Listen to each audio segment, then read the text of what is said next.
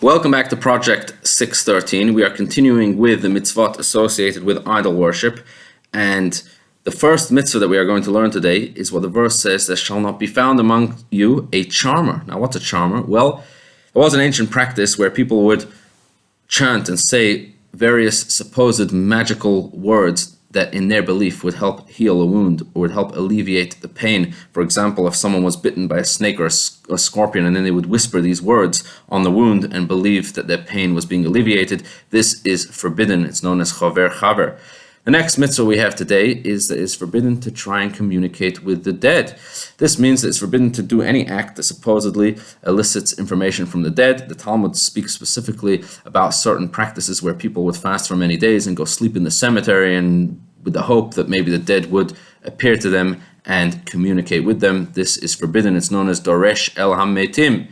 The next two mitzvot we have is that it is forbidden to consult with the practitioner of either the Ov or the Yidoni practice. Now, we described in an earlier day what the Ov and Yidoni practice consists of, and that it's forbidden to actually engage in such behavior. But in today's mitzvah, we have the prohibition not of engaging in the behavior itself, but rather of seeking counsel by a practitioner of such behavior to try and either find out about the future or to answer questions using these methods.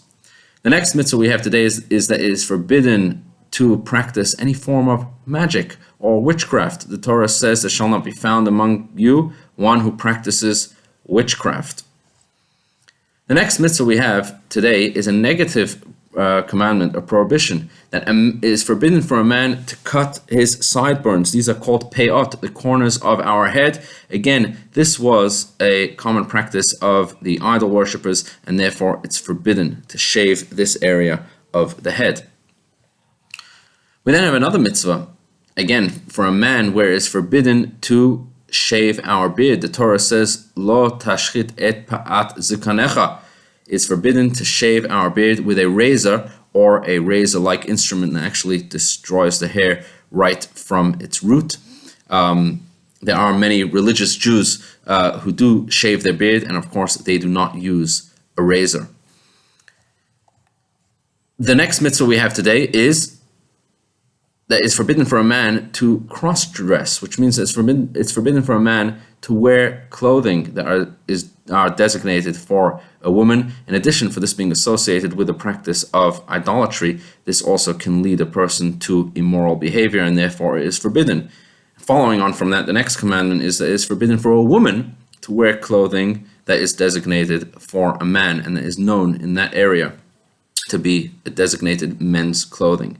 The next mitzvah we have today, the Torah says we shall not have tattoos. Ktovet ka'aka, the Torah says we are forbidden from tattooing our bodies. Again, this was a common practice amongst the ancient idol worshippers, and that's one of the reasons why it's forbidden. There are other reasons, of course, as well. The next mitzvah we have today is that it is forbidden for us to scar ourselves, and this was a common practice by the ancient idol worshippers. In a time of mourning, they would actually cut the skin and cause themselves to bleed. This is strictly forbidden. The Torah says, Lo titgodedu, you shall not cut yourself. And finally, the last mitzvah we have, Lo tasimu karcha bein einechem lamet.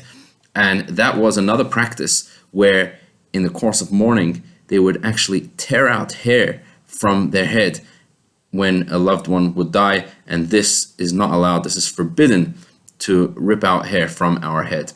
Thank you very much for watching. Have a wonderful, wonderful day.